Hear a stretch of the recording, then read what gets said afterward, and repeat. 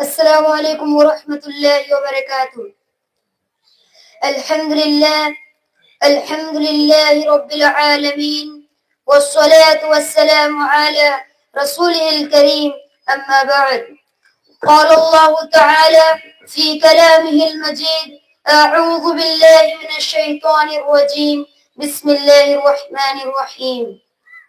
إن الذين قالوا ربنا الله ثم استقاموا تتنزل عليهم الملائكة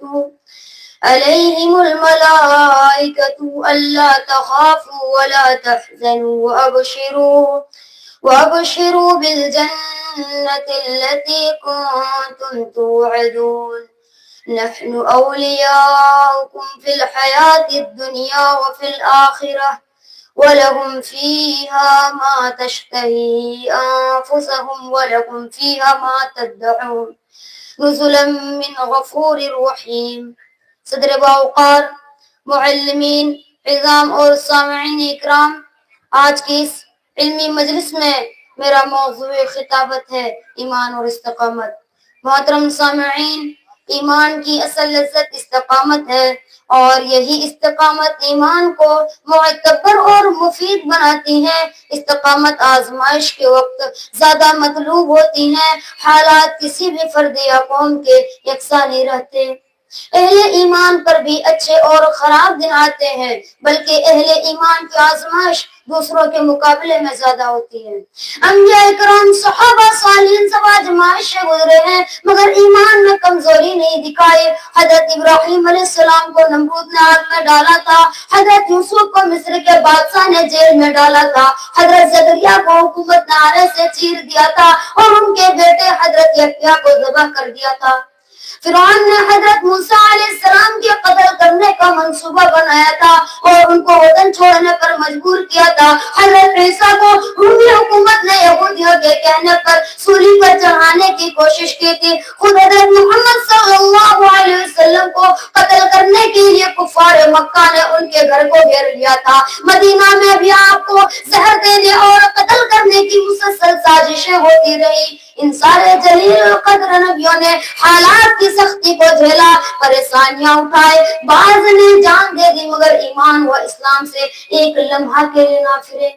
محترم سامعین، رسول اللہ صلی اللہ علیہ وسلم اور ان کے پاک دل صحابہ کرام کی پوری زندگی مشکلات آزمائشوں میں بھری ہوئی ہے. ایمان کی خاطر حضرت سمیہ کو شہید کیا گیا، حضرت بلال حبشی کو چلچلاتی دھوپ میں تپتے ہوئے پتھر پر لیٹا کر خار ادھیڑ دی گئی، حضرت صہیب رومی کو اذیت دے کر جسم کو داغا گیا، حضرت خباب کو مار مار کر لہو لہان کیا گیا. حضور صلی اللہ علیہ وسلم اور ان کے اہل خانہ کو شعب ابی طالب میں قید کر کے سوکھا چمڑا اور پتا چبا کر جینے پر مجبور کیا گیا. اہل ایمان کے ساتھ ظلم، تشدد اور بربریت کی ایک لمبی داستان ہے.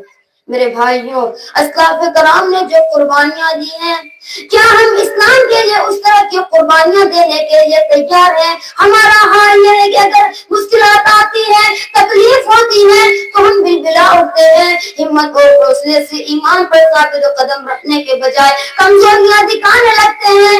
یاد رکھیں کہ اگر ہم مسلمان ہیں تو آزمائش ضرور آئے گی، اور اگر آزمائش نہیں آئے گی تو مومن اور منافق کی پہچان نہیں ہوگی. بھٹی میں لوہا تپتا ہے تو کندن بن جاتا ہے، اور جو میل کچل ہوتا ہے وہ راکھ بن جاتا ہے. ایمان پر ثابت قدم رکھنا مومن کا شعار ہے. آخر میں اللہ تعالیٰ سے دعا ہے کہ اللہ تعالیٰ ہم مسلمانوں کو ایمان پر استقامت کی توفیق دے اور اپنی رحمت کو روشن دے. آمین. وآخر دعوانا الحمدللہ رب العالمین. جزاکم اللہ خیرا واحسن الجزاء وبارک فیکم.